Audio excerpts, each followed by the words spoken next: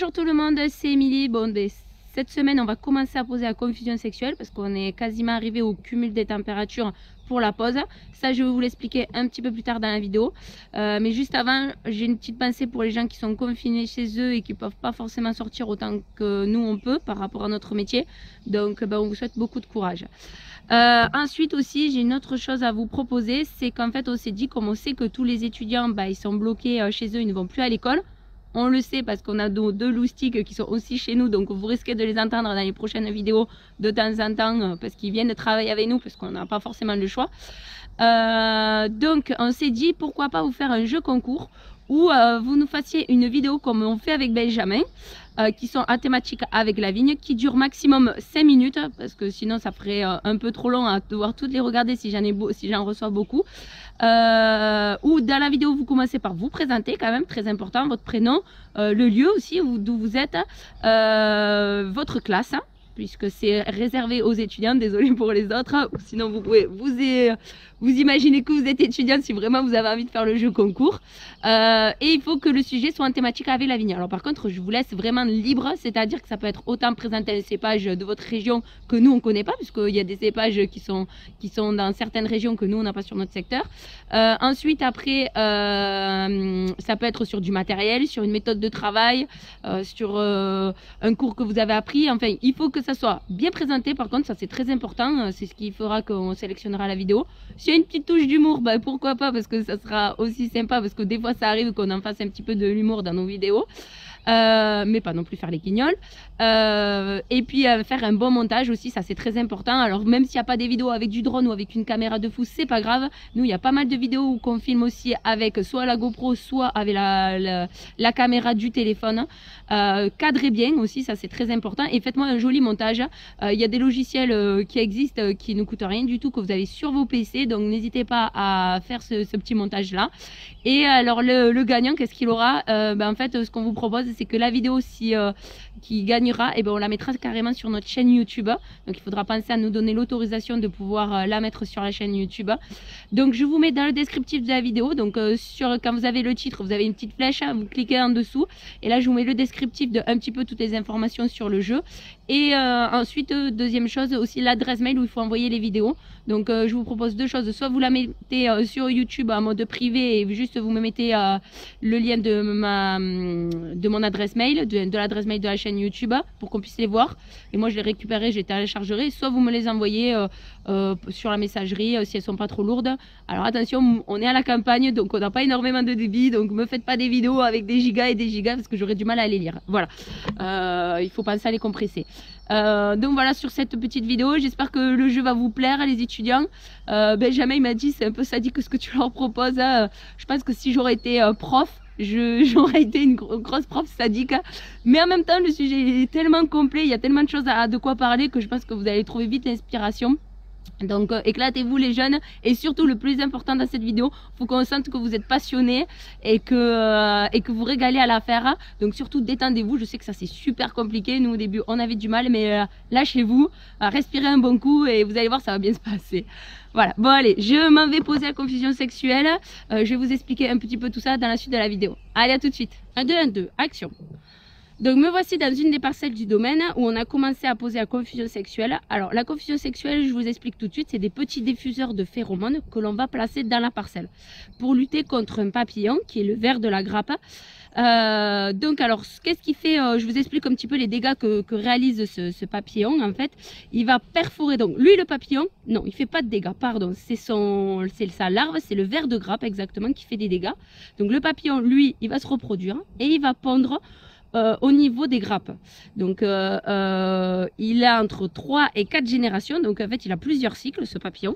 Et en fait sa larve, elle, quand elle va être sur les grappes, au début elle va faire ce qu'on appelle des glomérules, donc avec sa soie. Et en deuxième temps, derrière moi j'ai ma petite Jade qui arrive, et en deuxième temps il va perforer les grains. En fait le ver va perforer les grains, donc va manger une partie de la grappe et ensuite va faire une porte d'ouverture. Jade, tu veux expliquer les vers de grappe avec maman? Oui. Ah, bon, ok. Et donc, Jade adore les papillons. Moi, j'adore les beaux papillons, mais pas ceux-là en tout cas. Donc, alors, le ver, lui, va perforer les grains. et va donc détruire une partie de la récolte et va laisser aussi une porte d'ouverture pour le botrytis qu'on ne veut pas du tout parce que lui ça va aussi altérer sur la qualité de la vendage. Donc le but de ce papillon c'est qu'on en ait le moins possible. Alors le papillon, il y a Eudémis ecochilis, donc c'est là-dessus qu'on va lutter. Et ensuite, le but du jeu de ces phéromones, en fait, c'est d'inonder d'odeur de ce papillon et de faire en sorte qu'ils ne se reproduisent pas, en fait, les papillons. Donc, en fait, ils vont pas pouvoir se retrouver, ils vont sentir de partout, ils vont chercher, ils vont s'épuiser et normalement, ils se retrouvent pas. Bon, alors après, il y en a qui arrivent quand même, hein, on accepte qu'il y a un certain pourcentage. Donc, le maximum, c'est quand on voit moins de 5% d'attaque, on ne passe pas d'insecticide. Par contre, quand on dépasse les 5% d'attaque sur le comptage de grappes, là par contre on peut redoubler avec des insecticides. Nous ça fait la 4e année qu'on pose, s'il me semble bien dans mes calculs, je n'ai jamais passé d'insecticide encore, donc en fait on a même une meilleure efficacité puisqu'à l'époque on a utilisé des insecticides, mais même en faisant les 3 à 4 générations, j'avais quand même des dégâts de vers et donc de botrytis sur certains cépages. Là depuis qu'on utilise ça, je n'ai plus du tout de pression vers de grappe. Bon alors attention, il faut faire attention, d'une région à l'autre la pression est plus ou moins différente. Donc moi j'ai cette chance là, mais il y en a certains je sais qui ne l'ont pas. Alors juste pour information, hier j'étais chez l'esthéticienne, ma fille, Jade, donc c'est pour ça que j'ai les ongles un peu peints de toutes les couleurs. Bon après elle a 3 ans et demi, mais c'est pas mal. Enfin bref, ça c'est la petite touche d'humour.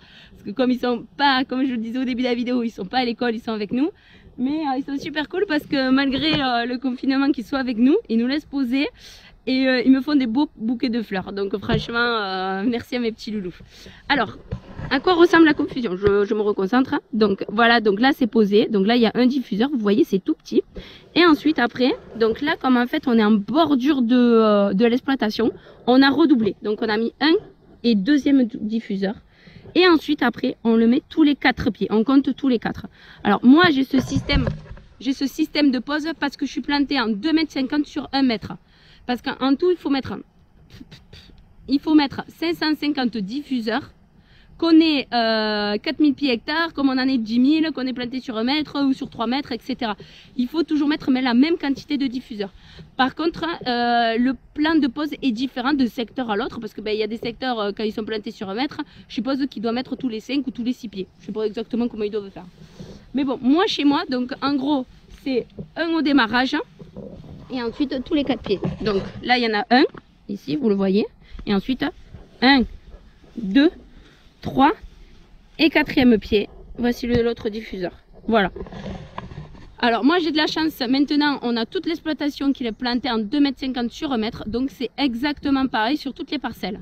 Alors la seule différence où il faut être un petit peu pointilleux, c'est par rapport aux arrivées du vent, parce que alors moi j'ai la chance, derrière cette parcelle là c'est du blé, je n'ai pas du tout de vigne, donc voilà. Par contre sur les bordures là aussi derrière moi, il y a les roseaux, c'est des amandiers. Et un tout petit peu plus bas, par contre j'ai de la vigne, mais il y a quand même vachement d'espacement. Alors ce qu'on a fait, on redouble, on renforce, c'est ce qu'on renforce, les endroits où les vents dominants. Donc là en fait le vent dominant il est de ce côté là. Ce qui fait que c'est pour ça qu'on renforce tout ce niveau là. Et le bordure, là où j'ai plus ou moins des voisins si on veut quoi. Parce que les voisins ils sont bien à 5 à 10 mètres, ouais même un bon 10 mètres de nous. Jaja, t'es d'accord avec moi? Oui. Ah, bon, Jade est d'accord avec moi. Impeccable. Bon, alors j'espère, je vais vous montrer, on va vous montrer un petit peu comment on diffuse. Donc là, il y a toute l'équipe qui va arriver. Alors, on a été un peu perturbé par rapport à tout parce qu'au début, on pensait commencer à faire le palissage, finir et ensuite la confusion. Sauf qu'il s'avère que ce que je vous disais par rapport au cumul des températures, là, on est arrivé aujourd'hui, donc on est le 18... Oui, on est 18, donc mercredi 18 mars, on est à 536 degrés de cumul. Alors je le sais parce qu'on a une station connectée sur la station météo connectée sur l'exploitation. Et donc par rapport à l'application, je sais combien de cumul des températures depuis le 1er février. Donc depuis le 1er février, on est à plus de 536 degrés. Et là en fait et voilà, et le maximum il faut qu'on soit à 565, donc on est quasiment à 30 degrés près, arrivé au moment où il faut commencer, il faut être arrivé à pratiquement avoir fini d'avoir posé la pose de la confusion sexuelle. Donc voilà, c'est pour ça que je commence plus tôt que l'année dernière. L'année dernière on avait commencé vers le 22 février, mars. Là cette année on commence 4-5 jours avant. Par rapport au cumul des températures. Voilà. Et puis en plus là comme ça a pas mal débourré, il faut quand même faire relativement attention de ne pas casser les bourgeons aussi. Donc cette année c'est pas simple, mais on va y arriver. Hein Jaja, t'es d'accord? Oui. Eh oui, bon allez c'est parfait.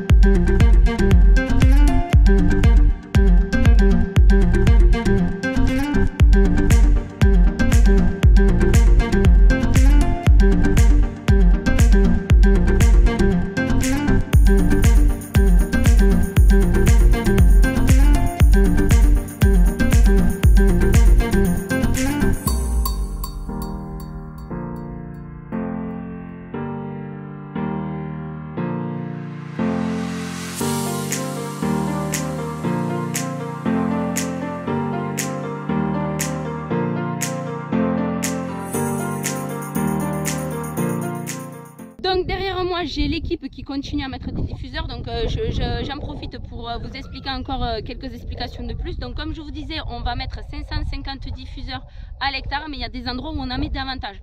Par exemple les endroits où on est en bordure, comme là par exemple la vigne derrière moi c'est un blé où j'ai mes enfants qui sont en train de s'éclater dedans.